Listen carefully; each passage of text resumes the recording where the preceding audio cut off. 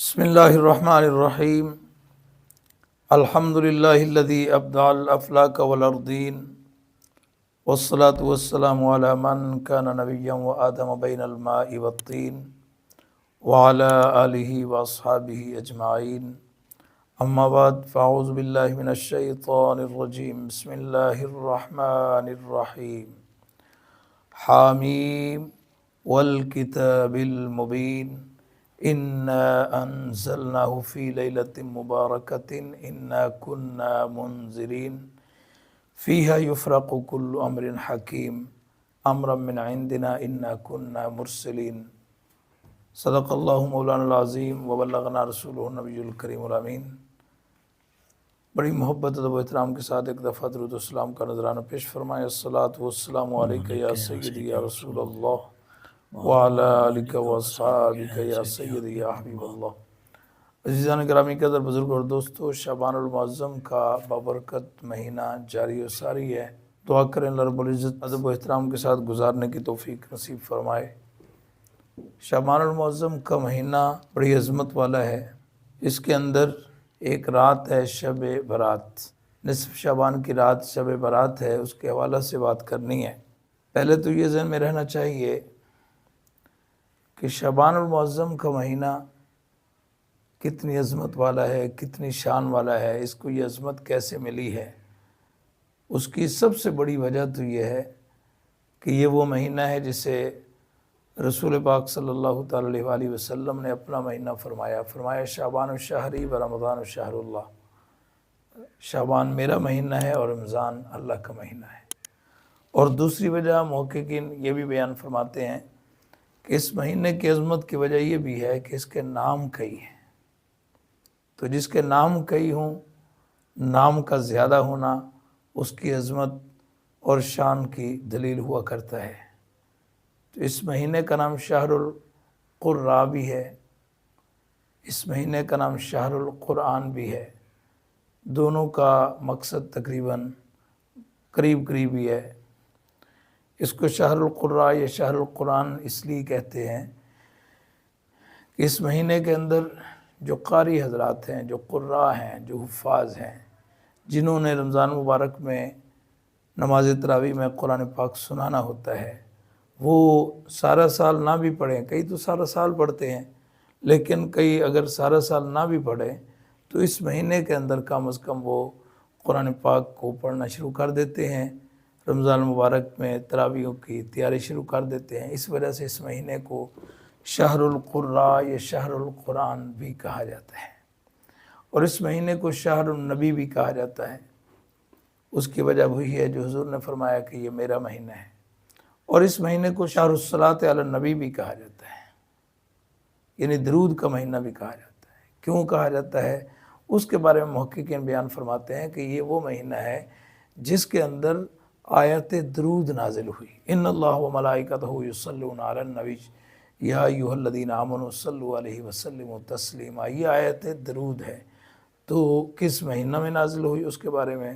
مفسرین اکرام بیان فرماتے ہیں کہ شعبان کے مہینہ میں نازل ہوئی۔ اس وجہ سے اس مہینے کو درود کا مہینہ بھی کہا جاتا ہے۔ تو اس مہینے کے اندر ایک رات ہے شب برات، اس کے بھی کئی نام ہیں۔ شب برات بھی ہے، اسے لیلہ مبارکہ بھی کہا گیا، اور اس کو لیلۃ القدر کا نام بھی دیا گیا، اور لیلۃ الغفران کا نام بھی دیا گیا، لیلۃ الشفاعت کا نام بھی دیا گیا۔ اس رات کو لیلۃ عید الملائکہ بھی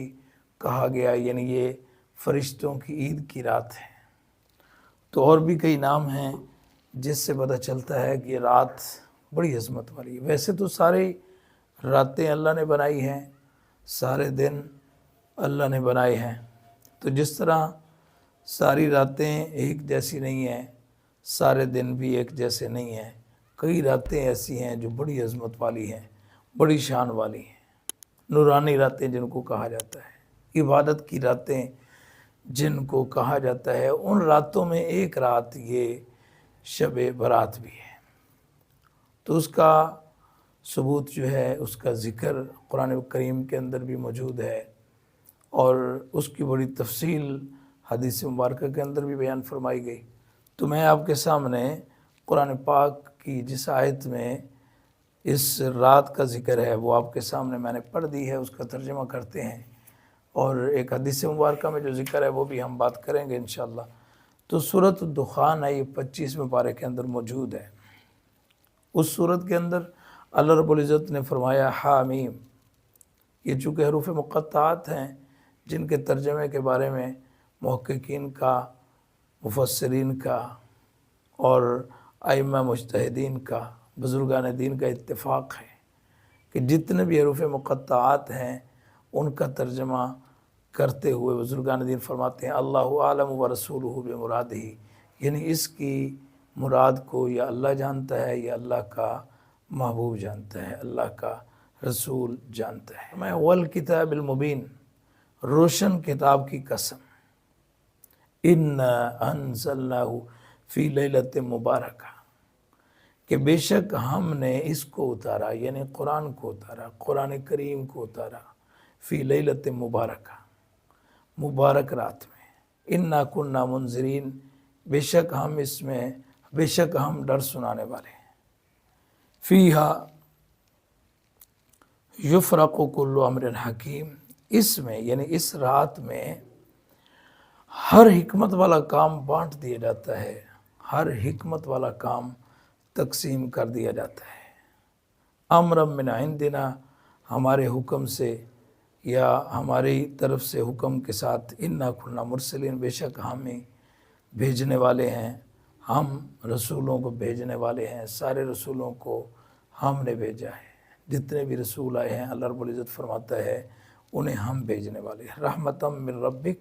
یہ رحمت ہے آپ کے رب کی طرف سے، انہ هو السمیع العلیم، بے شک وہ سننے والا ہے،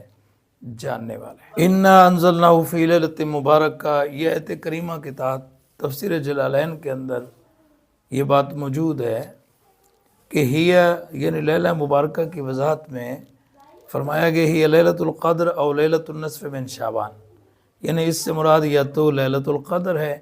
یا نصف شعبان کی رات ہے، دونوں کے دلائل بڑی تفصیل کے ساتھ بیان فرمائے گئے۔ پرل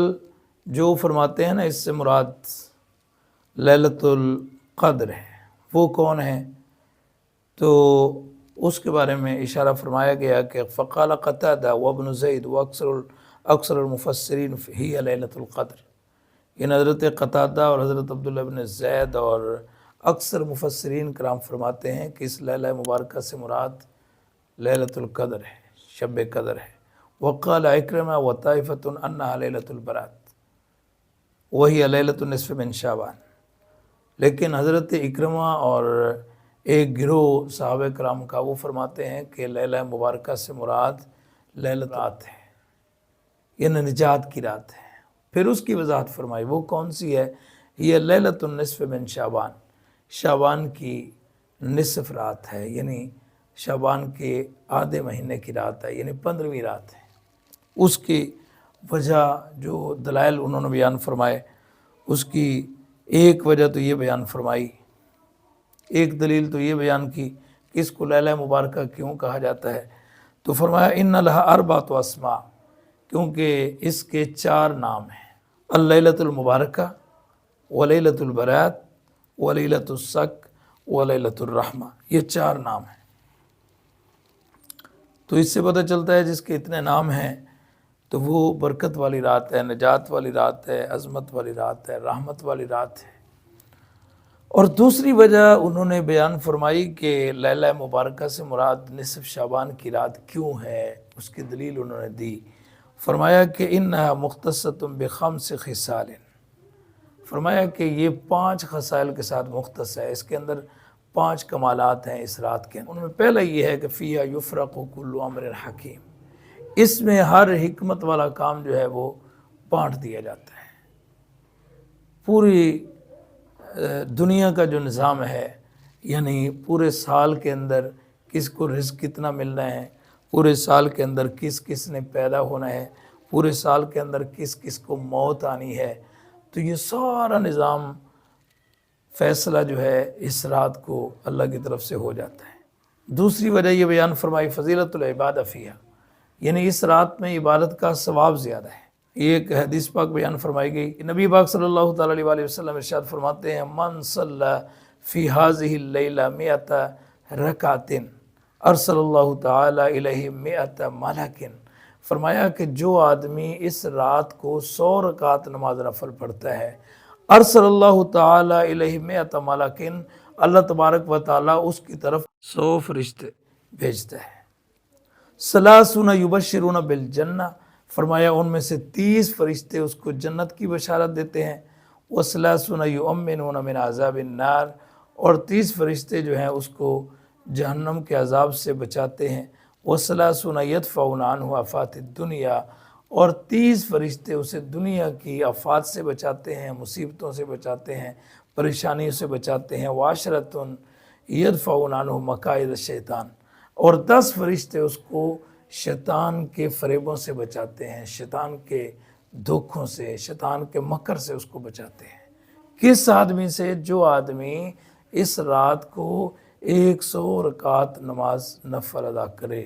اللہ اکبر۔ تیسرا کمال اس رات کو یہ بیان فرمایا گیا نزول الرحمہ، اللہ تبارک و تعالیٰ کی رحمتیں نازل ہوتی ہیں اس رات میں۔ اس کی دلیل نبی پاک صلی اللہ تعالیٰ علیہ وآلہ وسلم نے ارشاد فرمایا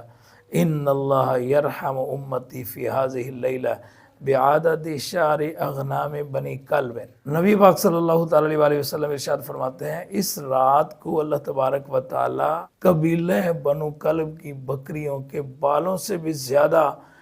میری امت پر رحمت نازل فرماتا ہے، مہربانی فرماتا ہے۔ اللہ اکبر۔ اور چوتھی وجہ یہ بیان فرمائی اس رات کے اندر جو کمال ہے وہ یہ فرمایا حصول المغفرت فیہا، اس میں مغفرت حاصل ہوتی ہے، اللہ کی بخشش حاصل ہوتی ہے۔ اس کے بارے میں رسول پاک صلی اللہ تعالیٰ علیہ وآلہ وسلم کا فرمان مبارک موجود ہے۔ قال نبی صلی اللہ تعالیٰ علیہ وآلہ وسلم ان اللہ یغفر لجمیع المسلمین فی تلک اللیلہ الا الکاہن والساحر والمدمن الخمر وعاقی والدیہ والمصر علی الزنا۔ رسول پاک صلی اللہ تعالیٰ علیہ وآلہ وسلم ارشاد فرماتے ہیں کہ اس رات کو اللہ تبارک و تعالیٰ تمام مسلمانوں کو مغفرت فرما دیتا ہے، سب مسلمانوں کو بخش دیتا ہے، مگر یہ 5 قسم کے لوگ بیان فرمائے۔ ایک نجومی، دوسرا جادوگر، تیسرا شرابی، چوتھا ماں باپ کا نافرمان، اور 5واں جو زانی ہے۔ یہ 5 قسم کے لوگ اس رات کو نہیں بخشے جاتے جب تک وہ سچے دل سے توبہ نہ کرے۔ اللہ اکبر۔ اور 5واں کمال اس رات کو یہ نصیب ہوا کہ انہ تعالی اعطى رسول اللہ صلی اللہ تعالی علیہ وآلہ وسلم فی هذه اللیلہ تمام الشفاء فی امتہ، اللہ تبارک و تعالی رسول پاک صلی اللہ تعالی علیہ وسلم کو اس رات میں آپ کی امت کی مکمل شفاعت عطا فرما دیتا ہے۔ قرطبی کے اندر حدیث پاک موجود ہے، ابن ماجہ شریف کے اندر بھی حدیث پاک موجود ہے، جس کے راوی مولا علی کرم اللہ تعالی وجہ الکریم ہے۔ آپ نبی پاک صلی اللہ تعالی علیہ وآلہ وسلم سے روایت فرماتے ہیں قال رسول اللہ صلی اللہ تعالی علیہ وسلم اذا كان لیلۃ النصف من شعبان فقوموا لیلها وصوموا يومها فإن الله ينزل لغروب الشمس إلى سماء الدنيا يقول ألا من مستغفر فاغفر له ألا مبتل فوافيه ألا مسترزق فارزقه ألا كذا ألا كذا حتى يطلع الفجر۔ اللہ اکبر۔ حضرت مولا علی کرم اللہ تعالی وجہ الکریم فرماتے ہیں نبی پاک صلی اللہ تعالی علیہ وآلہ وسلم نے ارشاد فرمایا کہ جب شعبان لیلۃ النصف من شعبان، یعنی جب شب برات آتی ہے، جب یہ رات آ جائے تو رسول پاک صلی اللہ تعالی علیہ وآلہ وسلم ارشاد فرماتے ہیں فقوموا لیلہ، اس کی رات کو قیام کرو، اس کی رات کو نوافل ادا کرو، اس کی رات کو عبادت میں گزارو، وصوموا یومہ، اور اس کے دن کو روزہ رکھو۔ کیوں؟ فإن اللہ ينزل لغروب الشمس إلى سماء الدنیا، باقی جو راتیں ہوتی ہیں ان میں بھی اللہ کی رحمت کا نزول ہوتا ہے، پچھلی رات ہوتا ہے، ہر رات ہوتا ہے، پچھلی رات کو اللہ کی طرف سے آوازیں آتی ہیں، لیکن یہ وہ رات ہے کہ جو ہی سورج غروب ہوتا ہے فرمایا فإن اللہ ينزل لغروب الشمس إلى سماء الدنیا، سورج غروب ہونے کے ساتھ ہی اللہ کی رحمت آسمان دنیا پر نزول فرماتی ہے اور آوازیں آتی ہیں اللہ کی طرف سے، الا من مستغفر فاغفر له، فرمایا ہے کوئی مغفرت بخشش طلب کرنے والا میں اس کو بخش دوں، الا مبتلن فوافیہ،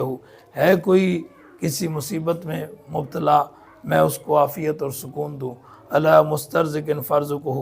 ہے کوئی رزق طلب کرنے والا میں اس کو رزق دے دوں، الا قضا الا قضا، یعنی اس طرح آوازیں آتی رہتی ہیں یہاں تک کہ فجر طلوع ہو جاتی ہے۔ غروب آفتاب سے لے کر طلوع صبح صادق تک پوری رات اللہ کی طرف سے آوازیں آتی رہتی ہیں۔ اللہ رب العزت کی طرف سے اتنی زیادہ مہربانی ہوتی ہے اس رات کو، اللہ تبارک و تعالیٰ آوازیں، اللہ کی طرف سے آوازیں آتی ہیں کہ ہے کوئی مانگنے والا، ہے کوئی مانگنے والا۔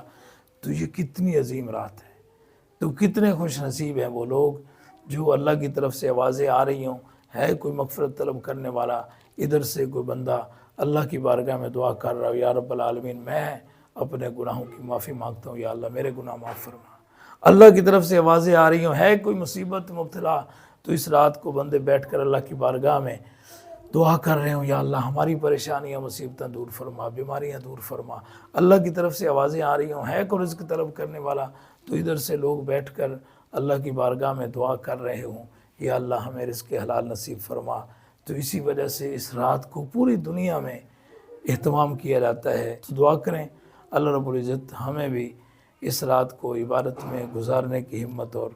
توفیق نصیب فرمائے، اور اس کے رات کے جو فضائل و برکات ہیں اللہ رب العزت ہمیں نصیب فرمائے۔ وآخر دعوانا الحمدللہ رب العالمین۔